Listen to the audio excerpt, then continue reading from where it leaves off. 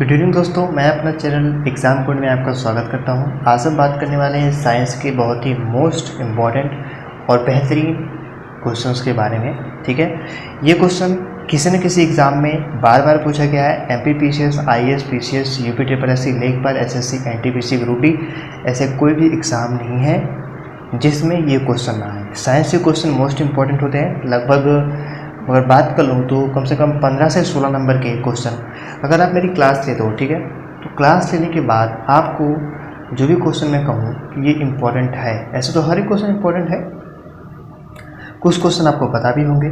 ठीक है, तो ये जो क्वेश्चन देखिए, पहला ही क्वेश्चन MPPCS से पूछा गया क्वेश्चन है, तो सोचिए कितना इंपॉर्टेंट है। अगर मैं पूछ दूँ ना तो ये तो पूछूंगा, ये सिंपल है।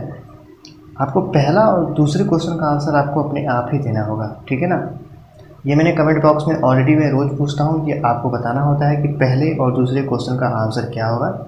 यदि आपको पता है तो मुझे कमेंट बॉक्स में ज़रूर बताएं, नहीं पता है तो ये भी कहें सर नहीं पता है, आप बता दीजिएगा। ठीक है ना, तब मैं बताऊँगा। तो चलिए, पहला क्वेश्चन आपका है कि स्टीफन हॉकिंग क्या है, मतलब स्टीफन हॉकिंग क्या थे। ठीक है, स्टीफन हॉकिंग एक क्या थे? पियानो वादक, गिटार वादक, वैज्ञानिक है या अमेरिकी राजनीतिक है?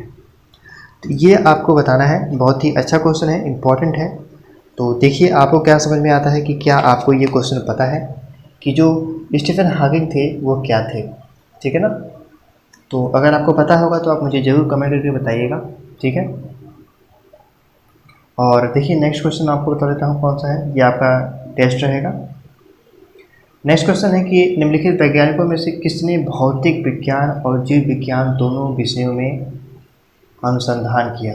ठीक है, तो ए है जगदीश चंद्र बोस, हरगोविंद खुराना, CV रमन और होमी जे भाभा। ठीक है, यूपी लोअर सब एक्सप्लेन पूछा गया क्वेश्चन है, मोस्ट इम्पॉर्टेंट, इसलिए आपको इन दोनों क्वेश्चन का आंसर आपको कैसे भी करके सर्च करके दो, आपको पता है कैसे भी करके मुझे आंसर चाहिए बस। ठीक है, तो इन दोनों क्वेश्चन का आंसर आप दीजिएगा और 67 नंबर से मैं चालू करता हूं और आपको बताता हूं। ठीक है, चलिए, तो लिखा है कि वैज्ञानिक S चंद्रशेखर को नोबेल पुरस्कार किस कार्य में मिला था?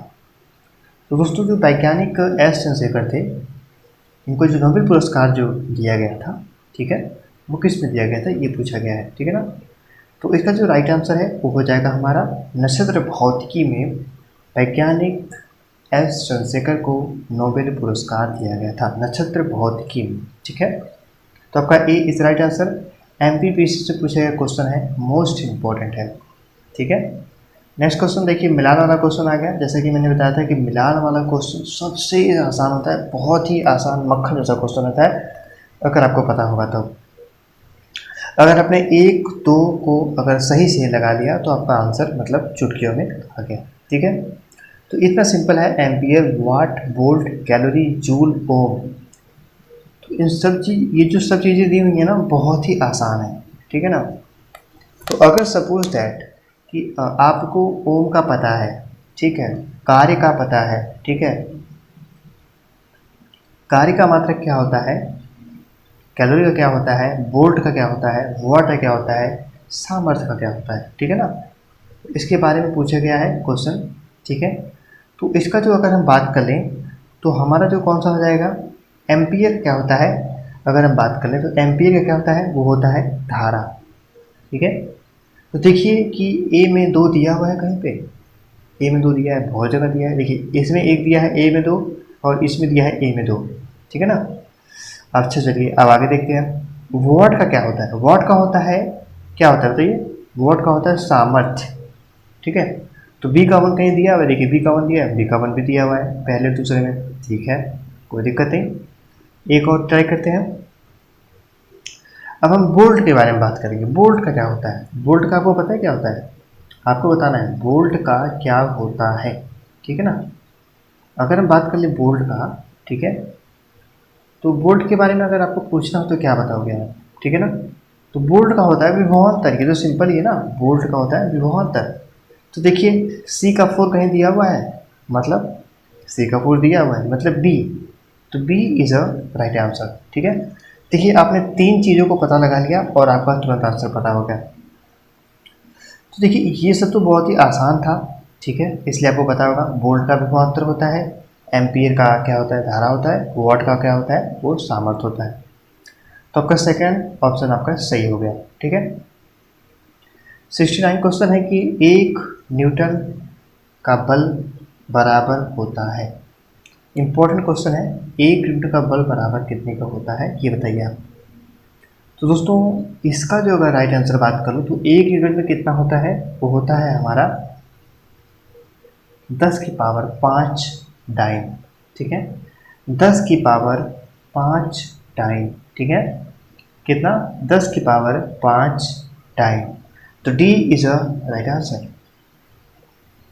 नेक्स्ट क्वेश्चन आ गया आपका कि वोलोमीटर का प्रयोग किसे मापने के लिए किया जाता है। वोलोमीटर इंपॉर्टेंट है कि वोलोमीटर मापने के लिए, जो वोलोमीटर होता है उसका प्रयोग किसे मापने के लिए किया जाता है।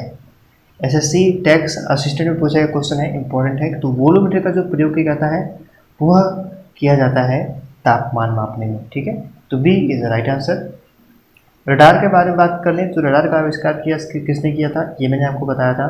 तो रडार का आविष्कार किया था रॉबर्ट वाटसन वॉट ने। तो D is a right answer. SSC CPO में पूछा गया क्वेश्चन है, मोस्ट इंपॉर्टेंट है। आगे जो भर्ती आने वाली है एनटीपीसी ग्रुप डी, लेखपाल, सबके लिए मोस्ट इंपॉर्टेंट है। यूपी पुलिस के लिए भी मोस्ट इंपॉर्टेंट है। मैंने अगर थंबनेल में लिखा हुआ है कि ऑल एग्ज़ाम, तो मतलब ये सभी एग्ज़ामों के लिए बेस्ट है। लगभग आप अगर सारी क्लास को ले लेते हो तो लगभग से मैं बता रहा हूँ कि 30 से 25 नंबर या 23 नंबर आप क्लियर कर पाओगे। ठीक है, मतलब जितने भी साइंस के क्वेश्चन आते हैं ना उसको आप क्लियर कर लोगे, मुझे इतना पता है। ठीक है, अच्छा चलिए नेक्स्ट क्वेश्चन है कि न्यूटन किलोग्राम मात्रक। न्यूटन किलोग्राम मात्रक ये पूछ लिया। तो न्यूटन जो होता है, न्यूटन प्रति किलोग्राम मात्रक किसका होता है, ये होता है त्वरण का। किसका होता है, त्वरण का। ठीक है, तो इसको बोलते हैं A is a right answer. Next question है कि एक फर्मी मीटर बराबर होता है। एक फर्मी मीटर बराबर क्या होता है, आरआरबी में पूछा है क्वेश्चन है, अहमदाबाद में। ठीक है, तो देखिए एक फर्मी मीटर बराबर क्या होता है ये आपको बताना है। चलते हैं ऑप्शन की तरफ। ऑप्शन देखिए आपके सामने है और एक फर्मी मीटर पूछा था, तो एक फर्मी मीटर बराबर क्या होता है यह आपको बताना है। तो दोस्तों एक फर्मी मीटर बराबर क्या होता है, 10 की पावर -15 मीटर। ठीक है, तो B is a right answer. Next है कि एक पारसेक में कुल कितने प्रकाश वर्ष होते हैं। इंपॉर्टेंट है, एक पारसेक में कुल कितने प्रकाश वर्ष होते हैं। तो 3.26। B is right answer. Important है, नोट कर लीजिएगा। 75 है कि बादलों की दिशा एवं गति को मापने वाला यंत्र क्या होता है। मोस्ट इंपॉर्टेंट, आरआरबी कोलकाता में पूछा गया क्वेश्चन है और असम में भी पूछा गया क्वेश्चन है। तो बादलों की जो दिशा होती है उसकी गति मापने के लिए किस यंत्र का उपयोग होता है। इंपॉर्टेंट तो है, न्यू क्वेश्चन है। दोस्तों जो बादलों की गति और दिशा होती है उसको मापने के लिए हमें नेफोस्कोप का प्रयोग करना होता है। C is a right answer. 76 number आ गया हमारा। 76 है कि कोणीय वेग की बीमा क्या होती है। कोणीय वेग की बीमा। ठीक है, अब यहाँ पर मैं बीमा के बारे में बात करूँ, जो कोणीय वेग की जो बीमा होती है दोस्तों, वो होती है हमारी m की पावर 0, l की पावर 0, t की पावर -1। तो सी इज अ राइट आंसर। ये नोट कर लीजिएगा, इंपॉर्टेंट है। आरआरबी अहमदाबाद में पूछा गया क्वेश्चन है। ऐसा नहीं है कि अहमदाबाद में पूछा गया तो ये यूपी में पूछा नहीं जाएगा, और बिहार में और जहाँ से भी आप क्लास को देख रहे हो वहाँ पे नहीं पूछा जाएगा। ठीक है, क्वेश्चन होता है, कहीं पे भी पूछ सकता है, और साइंस का क्वेश्चन है तो कहीं पे भी पूछ सकता है। ठीक है ना, तो अच्छे तरीके से देखिए, जिसको कह रहा हूँ इम्पोर्टेंट है उसको नोट करिए। ठीक है, नेक्स्ट है कि अल्टीमीटर से क्या नापते हैं। अल्टीमीटर से क्या नापते हैं, असिस्टेंट अकाउंटेंट असिस्टेंट में पूछा गया क्वेश्चन है, इंपॉर्टेंट है कि अल्टीमीटर से क्या नापते हैं। तो इसका राइट आंसर है भूतल की ऊंचाई। मतलब भूतल की ऊंचाई मापते हैं। पृथ्वी से किसी चीज़ की अगर हमें ऊंचाई मापनी हो तो हम अल्टीमीटर से नापते हैं। ठीक है, तो B is the right answer. Altimeter से क्या करते हैं, भूतल की ऊंचाई। नेक्स्ट है कि त्वरण की इकाई क्या है। आरआरबी कोलकाता में पूछा गया क्वेश्चन है कि त्वरण की इकाई क्या है। त्वरण की इकाई के बारे में पूछ लिया गया है इंपॉर्टेंट क्वेश्चन कि त्वरण की इकाई क्या है। तो त्वरण की इकाई होती है मीटर प्रति second square. C is the right answer. Next question है कि एक उड़ते हुए चक्के के प्रति सेकंड घूर्णन किससे मापी जाती है? उड़ते हुए चक्के, ठीक है। आरआरबी बेंगलुरु में पूछा गया क्वेश्चन है, मोस्ट इम्पॉर्टेंट है। और एक उड़ते हुए चक्के की प्रति घूर्णन की गति अगर हमें मापनी हो तो किससे मापा जाएगा, इसके बारे में हमें बात की गई है, ठीक है। 79 नंबर क्वेश्चन है, इम्पॉर्टेंट है। और जो मैंने आपको पहला और दूसरा क्वेश्चन दिया है ना, तो प्लीज़ उसका रिप्लाई दीजिएगा दोस्तों, ठीक है। अगर आता होगा तो, नहीं आता तो ही बताइएगा सर नहीं आ रहा, आप ही मुझे खुद रिप्लाई बताइए तो मैं आपको बता दूँगा, ठीक है। तो देखते हैं कि कल की क्लास में कौन कौन रिप्लाई देता है, ठीक है ना। इस क्लास को कौन रिप्लाई देता है कि हाँ सर मैं देखता हूँ और इस क्वेश्चन का यही आंसर होगा, ठीक है। तो उड़ते हुए चक्के के घूर्णन गति के बारे में बात कर लें तो इसको नापा जाता है स्ट्रोबोस्कोप से, मतलब D is the right answer, stroboscope, ठीक है। इम्पॉर्टेंट है, नोट कर लीजिएगा क्योंकि ये सब जो क्वेश्चन है ना न्यू क्वेश्चन है। नेक्स्ट है कि 80 नंबर क्वेश्चन है कि ऐसी प्रणाली जिसमें लंबाई के लिए मीटर, राशि के लिए किलोग्राम, समय के लिए सेकंड, ताप के लिए केल्विन, विद्युत तरंग प्रवाह के लिए एम्पियर, प्रकाश घनत्व के लिए कैडिला तथा पदार्थ मात्रा के लिए मोल का प्रयोग होता है को क्या कहते हैं, ठीक है। ये ना केवल एक तरीके से झोल मारा गया है, ठीक है। झोल मतलब समझते हो आप, क्वेश्चन को बहुत बड़ा कर दिया गया है और आप कंफ्यूज हो जाओ, ठीक है ना। इसमें कुछ है नहीं, बहुत सिंपल क्वेश्चन है। इसका जो अगर हम बात कर लें राइट आंसर की तो इसका राइट आंसर हो जाएगा एसआई प्रणाली, ठीक है। एसआई प्रणाली के अंतर्गत जो लंबाई का जो होता है वो मीटर होता है मात्रक, ठीक है। तो D is a right answer, ठीक है। कौन सा? D is a right answer, ठीक है। तो इसमें आपको घबराने की जरूरत नहीं है, ठीक है। केवल क्वेश्चन को बड़ा किया गया है घुमा फिरा के। नेक्स्ट है कि एनीमोमीटर का उपयोग मापने में किया जाता है।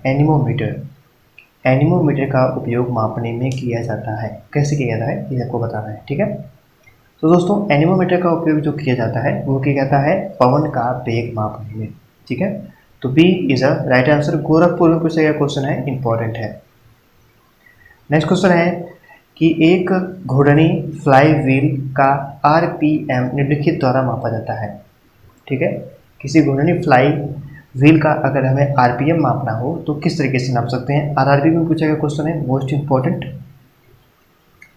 तो इसका जो राइट आंसर हो जाएगा वही, किसी घूर्णनी फ्लाई व्हील या किसी चक्के को घूमते हुए को मापना हो तो हम स्ट्रोबोस्कोप से मापते हैं, ठीक है। तो D is a right answer. Next question है कि आवेग का मात्रक क्या है? ये तो आपको पता होगा कि आवेग का मात्रक क्या होता है। आवेग का मात्रक ये पूछा गया है और आरआरसी में पूछा गया क्वेश्चन है मुजफ्फरपुर में, ठीक है। तो न्यूटन प्रति सेकंड होता है आवेग का मात्रक। तो ए इज अ राइट आंसर, ठीक है। तो चलते हैं देखते हैं आगे नेक्स्ट पे। नेक्स्ट क्वेश्चन आपके सामने है और लिखा हुआ है कि किसने पहला स्वचालित वाहन मतलब ऑटोमोबाइल बनाया था? किसने पहला स्वचालित ऑटोमोबाइल बनाया था, ठीक है। तो इसका राइट आंसर है कार्ल सेपेंज ने बनाया था और इसका जो मैं आपको बता चुका हूँ ऑलरेडी, ठीक है। तो D is the right answer. आपको इन्वेंशन में सारे वैज्ञानिकों के बारे में किसने किसका आविष्कार किया था ये चीज़ें बताई गई है, ठीक है। क्वेश्चन नंबर 85 है और ये क्वेश्चन लास्ट है 85 नंबर कि एक बार बराबर होता है, ये आपको बताना है कि एक बार होता है वह किसके बराबर होता है, ठीक है। ये लास्ट क्वेश्चन भी आपको बताना है, तो जो दो क्वेश्चन दिए हैं वो भी आपको बताने हैं। तो एक बार बराबर किसके बराबर होता है, ठीक है, कि एक बार किसके बराबर होता है। तो चलिए क्लास कैसी लगी मुझे कमेंट में जरूर बताइएगा। मिलते हैं नेक्स्ट क्लास में, तब तक के लिए नमस्कार, धन्यवाद, थैंक यू सो मच। और सब्सक्राइब करना मत भूलिएगा, ठीक है। Thank you so much.